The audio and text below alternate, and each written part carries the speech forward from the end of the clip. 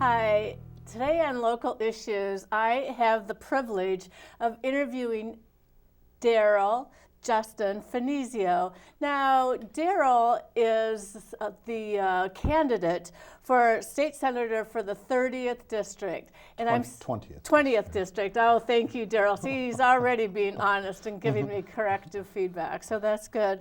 And so I am really excited, Daryl, that you are with me today. So thank you so much for joining me. Pleasure to be here. Happy to be here. Thank you. Thank you. Now, they say to win an election, you have to be somebody that people know, like, and trust. And I hear that you are somebody who is very trustworthy and very honest.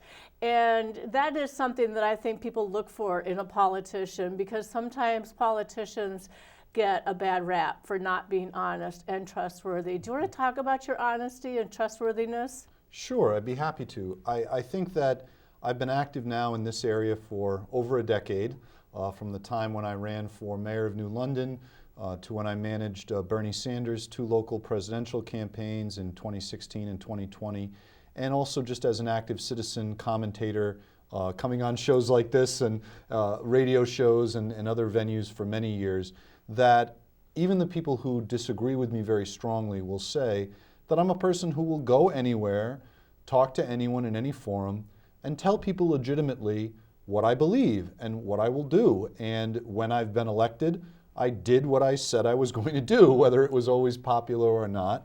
And I was willing to come out and discuss it, defend it, respond to criticisms honestly, and operated my administration, especially in City Hall, with very clear transparency.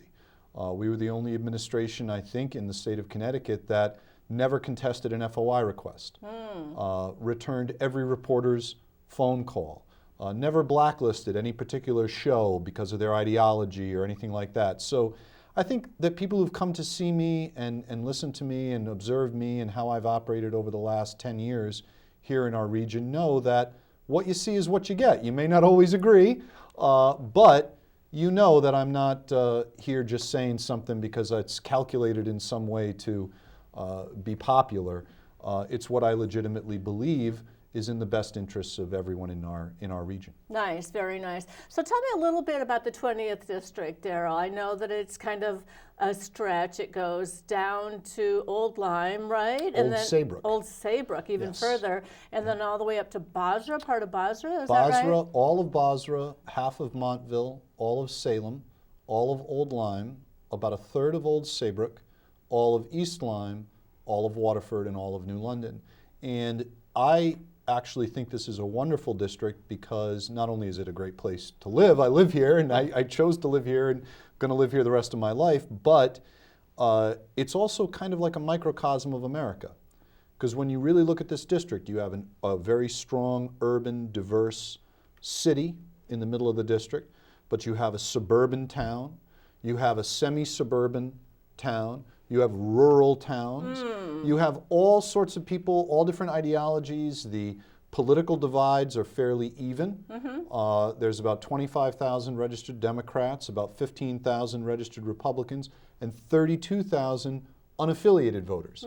So when you look around this district, anything in America that you would find anywhere else in our country, you'll find here. And that's why I think this is very exciting, because it gives us an opportunity to talk to all kinds of people and really have a conversation that isn't just limited to, your own base, which I think a lot of the districts around the country, legislative districts at the state level and at the federal congressional level, they tend to be drawn in such a way that you're only talking to people who are similar to you.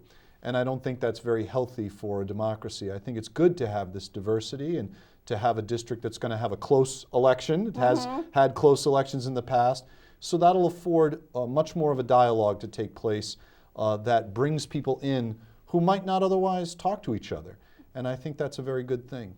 Well, I think you have a great answer with that. So we already know that you're somebody we can trust by your reputation and somebody that we can like. You're likable. And we are starting to know you because of the work that you've done since you were the mayor in 2011 to 2015. Is that right? That's correct. Those yes. are the dates. And you're currently working You have your own law practice. Yes, I do. And what kind of law do you practice? Well, I practice law for the little guy, I guess you would say, because I'm a solo practitioner. I have a general practice, and I really see it as an opportunity to try to help people. I mean, obviously it is a business. I do charge for what I do. Of course. But I charge very reasonable rates, and I usually work with people who might not be able to afford one of the large firms when they need to get a will done, which everyone needs, a will and powers of attorney, or they're doing a quitclaim deed for their house, or there's someone in their family died and they're navigating probate, or they've gotten a criminal charge, particularly misdemeanors. You know, there but for the grace of God go everyone in life. Everyone makes mistakes or can be in the wrong place at the wrong time, and certainly here in New London, in this judicial district, we have two district courts called GAs, GA 10 in New London and GA 21 in Norwich.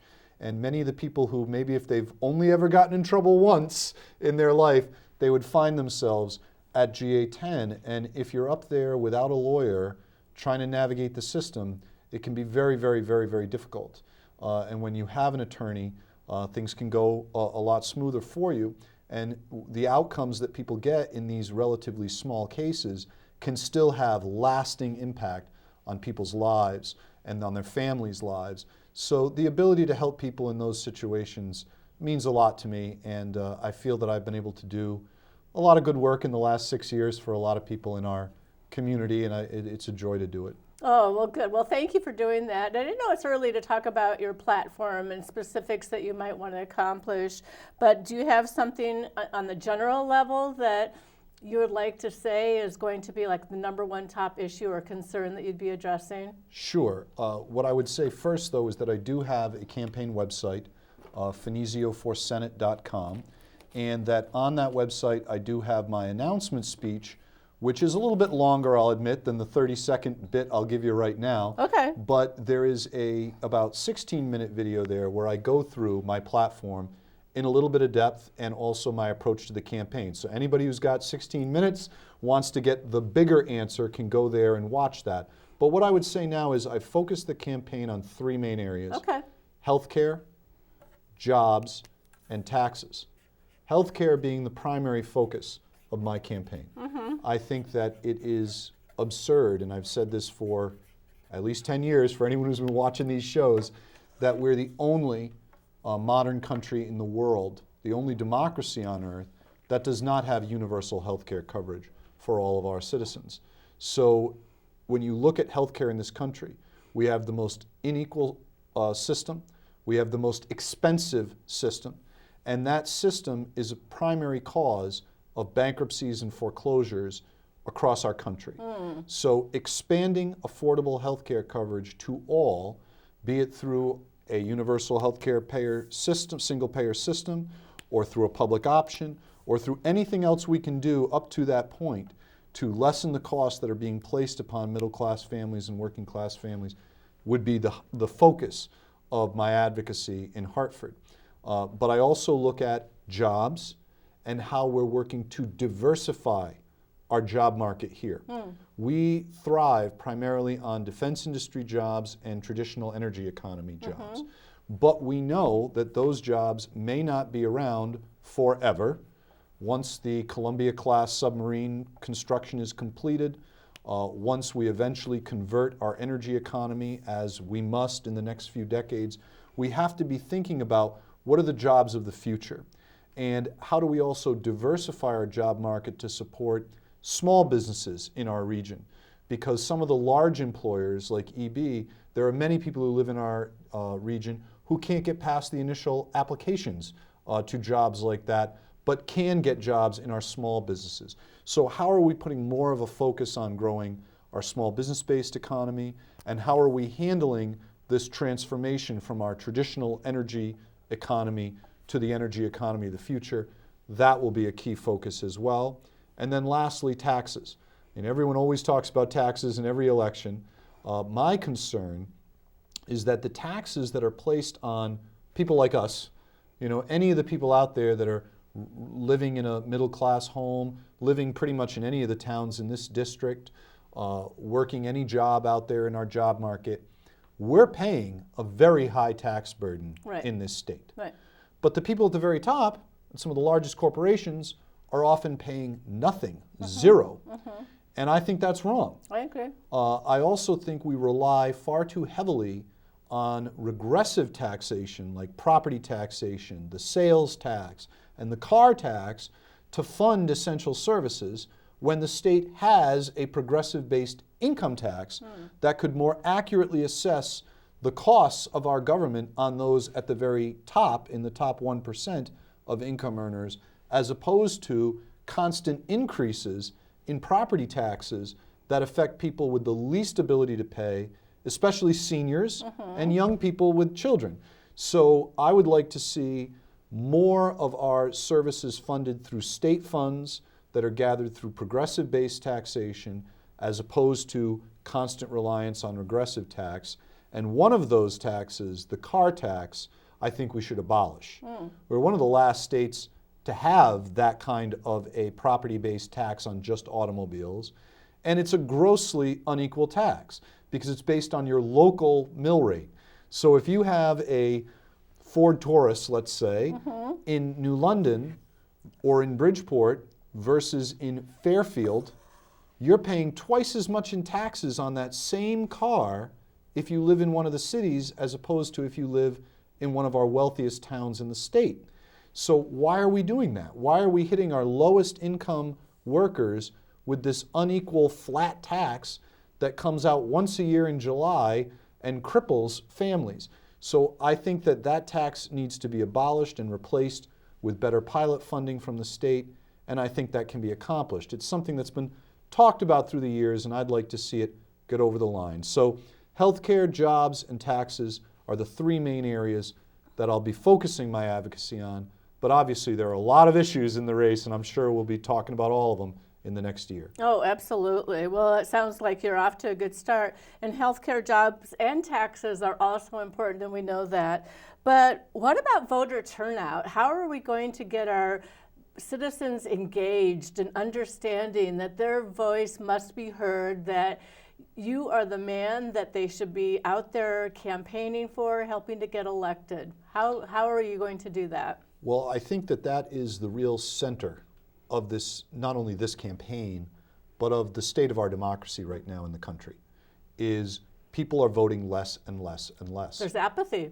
And it's understandable, because what are you given a choice to vote for?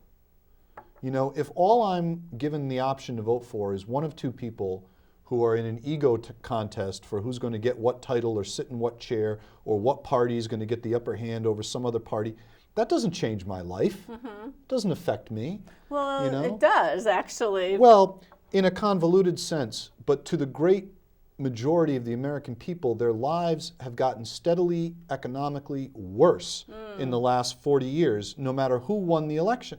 And we're told, well, you have to vote for me because, my God, if you vote for the other guy, it's so much worse. But no matter who wins, my life, the trajectory of my income, you know, when you look at how much the average worker's making versus the average CEO, that split that started somewhere around 1980 with the Reaganomics era has continued right through the Clinton years, right through the Obama years. So whether it was a Democrat or Republican, the average person's life wasn't fundamentally changing that much. So I think that the way you get people to vote is to show them that you are willing to do different bold things that might actually help them in their daily lives. If people feel like by voting for you, something in my life is really going to change, or at the very least, you're being very honest about the problems that I'm facing, then maybe I'll be motivated to vote. But if all I'm told is the usual kind of rhetoric that you see out there in campaigns between the typical Democrat and the typical Republican, most people just tune it out, come to believe none of them, trust none of them, and ultimately don't vote. But when candidates come along that challenge that, and I think we did see some of that in the Bernie Sanders campaign, you see people brought out who never voted. In Obama's first campaign in 2008, I think there was a lot of hope associated with that and a promise for some substantive change. That brought a lot of people out who had never voted before in their lives. So I think if you have a candidate that is willing to really engage on the fundamental economic issues that are affecting people and are willing to sometimes step out of the comfort zone of the usual two parties, that people do get engaged and they will show up. But if all they're presented with is the usual red team, blue team, who's going to come out on top, as they both tend to wind up by election day saying very similar things, most people just aren't interested. Or if they do vote, they vote but with half interest, and they vote the way they usually vote on whichever side they tend to come down. Well, tell me about your opponent, though, and tell me how you think you are going to be different and how you would govern differently. Sure. Well, Paul Formica I've known because he was first selectman of East Lyme when I was mayor of New London. And we got along very well. We worked together very well on a couple of regional issues. He's a very personable guy, and he's got a beautiful family, and they run a great restaurant. And that's all true. And I'm not asking anyone in the campaign to dislike him or hate him or anything like that. But there is a disconnect between the nice guy, who you can like on a personal level, absolutely, and the voting record as a senator in Hartford. Tell me about his voting record. What concerns you? He has never broken from his party ever. Oh. He is a 100% arch-conservative vote in the legislature, which is fine if that's what you believe, and you can advocate for that, and if people vote for you, well, then that's how you're going to vote. But I think most people in this district vote for Paul because they think he's a moderate, because he's a likable guy. Well, Paul's a nice guy. He is a nice guy. Well, he is a nice guy, but it's not about whether you're a nice guy or not. It's about, well, what are you actually doing when you cast your votes in the legislature? And he votes for very arch-conservative policies. He opposed any increase in the minimum wage. He opposed paid family medical leave. He opposes any expansion of health care coverage or a public option. He has supported everything and anything that would back up the large corporations, the super wealthy. He's straight down the line Republican doctrinaire conservative, which if someone out there listening is a straight down the line doctrinaire Republican conservative, they're going to agree with that. But that's not this district. This district is a overwhelmingly independent, Democrat-leaning district that many of these policies poll very, very well here. Raising the minimum wage polls at over 2/3 popularity in this district, yet he's consistently opposed it. So I think the issue becomes trying to demonstrate to people in the district that it is okay to like Paul Formica, of course, and it is also okay to not vote for him, because he is not voting for the things that you want and that you and your family economically need. And I think that's the real variance between us, is where we come down on policy. And I think that's what matters most to people in the end. I agree. And so if we can get that idea across about health care and jobs and taxes and how the two of you are so different, then maybe that would be something that we could really underscore as the difference. And I think also, too, Daryl, if you don't mind my saying, you seem quite a bit younger than Mr. Formica.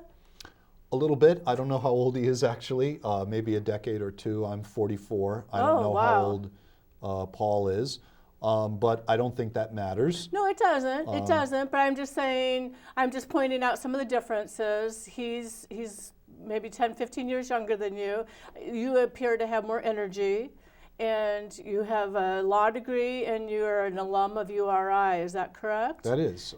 So you're educated, intelligent, have good integrity, and a lot of things going for you as far as... Well, thank you. I appreciate that, but I will say that I think the real fundamental difference as well is not just the ideological difference between Paul and I, especially on economics, but it's also independence. You know, a few years ago, Paul Formica voted against Andrew McDonald's nomination to be Chief Justice of the State Supreme Court. He was eminently qualified, but he was a victim of a really horrible anti-gay attack campaign. And Paul voted against him, and in his reasoning, which he gave to the day newspaper, he said, well, I was following the leadership of my party. And that was his direct quote, I was following the leadership. Well, when you cast a vote like that, that is going to have such an impact, not just here in Connecticut, but all across the country, people were watching that, you better have more of a reason for why you voted the way you did. And or if you're going to say you're moderate, you better be able to show where you broke from your party. Now, when I ran for mayor, I had to primary my party leadership. And I fought with my own party as much as with the party opposite when I was mayor. And when I supported Bernie Sanders, he was an independent running for the Democratic nomination who was very much outside the political establishment. And through the years, I've supported members of the Green Party, I've supported Working Families Party candidates. I've been willing to stand up and say, when I think my party is wrong, I think you're wrong. Right.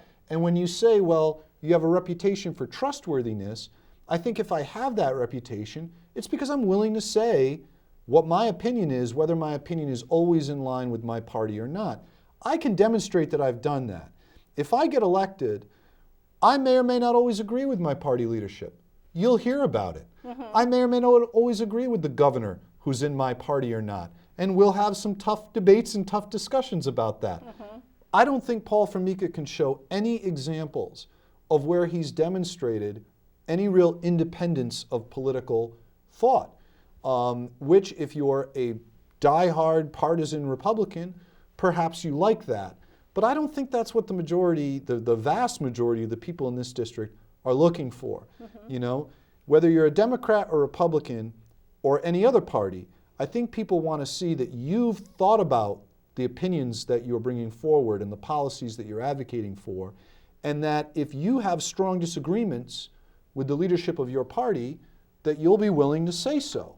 And especially in recent years when the Republican Party went way down a very different path, let's just say, there were many opportunities for Paul to stand up and say, I disagree with this. He didn't. And he never did.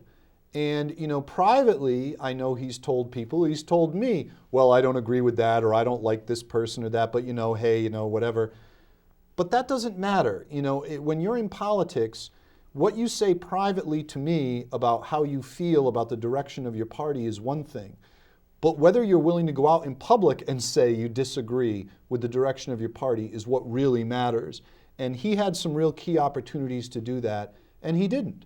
And now he is in the leadership of his party as the deputy Republican leader, and I see him very much staying in that track, which limits, I think, his ability to advocate for all the people that live in this district. Oh, I totally agree. So I'm glad that you're willing to stand up for what you believe, what you think are the needs of this area, some of the policies that you want to implement, and some changes that you want to make. Is there anything along this line that you would like to further explain as far as your position on things? Well, yes, I know we've only got a couple minutes left. It's always amazing you're on the show how fast it goes, it right? Does. It really especially does. When you're passionate about what you're talking about. But I do think that we're coming up on the anniversary of January 6th. And I do want to say something about that because I've been out of politics now, at least out of running myself for anything, for 6 years. And you sure you want to get back into it?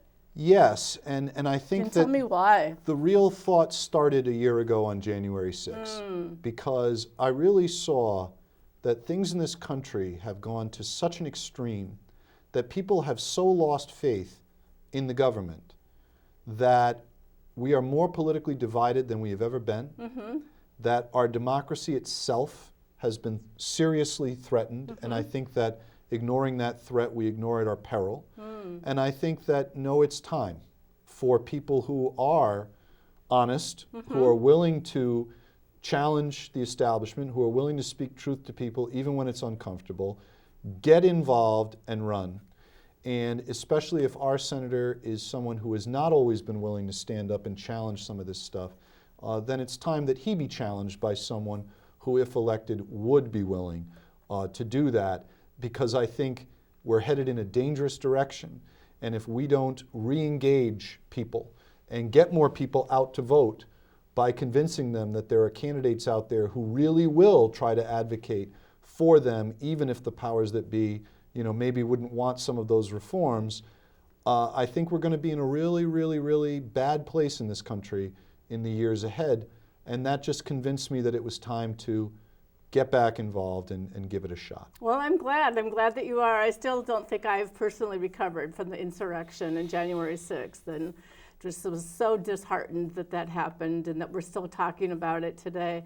We don't have Republicans like the Republicans that we had of years ago, of even the Reagan administration or the Bush era. It makes... Well, many years ago in Rhode Island, now we're talking 30 years ago, I started in politics as a Republican. Sure. I worked for John Chafee in Rhode Island, who died in 1999, but I can't imagine isn't rolling in his grave over what's been happening the last few years. I mean, these were patriots. These were people that no matter how much they disagree with their political opponents, they understood that we're all in this together and we're all Americans. And when we lose that and when we start to see each other, our fellow Americans, as the enemy, we're in dangerous, dangerous territory. And we need people to stand up and fight back against that. And I hope that in the course of this campaign, in my own small way, that I'm able to do that. Oh, I'm sure you will. There needs to be civility in discourse, I think, too, and civility in your disagreement. And I think that you will be able to do that, and I think that's really powerful. And at the end of the day, aren't we a team working together, whether you're a D or an R or an I or a U, right? We're all going to be working towards what you want. Healthcare, what you see is the three primary things. The healthcare, the jobs, and the taxes. If you look around and you see people without jobs or they're underemployed, we need to have them get employment. And taxes, everyone's affected by that. Everyone's affected by that. Well, when he signed the Declaration of Independence, I think Ben Franklin said it best. He said, well, we will now all hang together or we shall all most certainly hang separately. You know, we are all in this together. If our economy goes up or down, it affects all of us. If our climate change or the climate change that is happening affects us as a coastal community, it's going to affect all of us.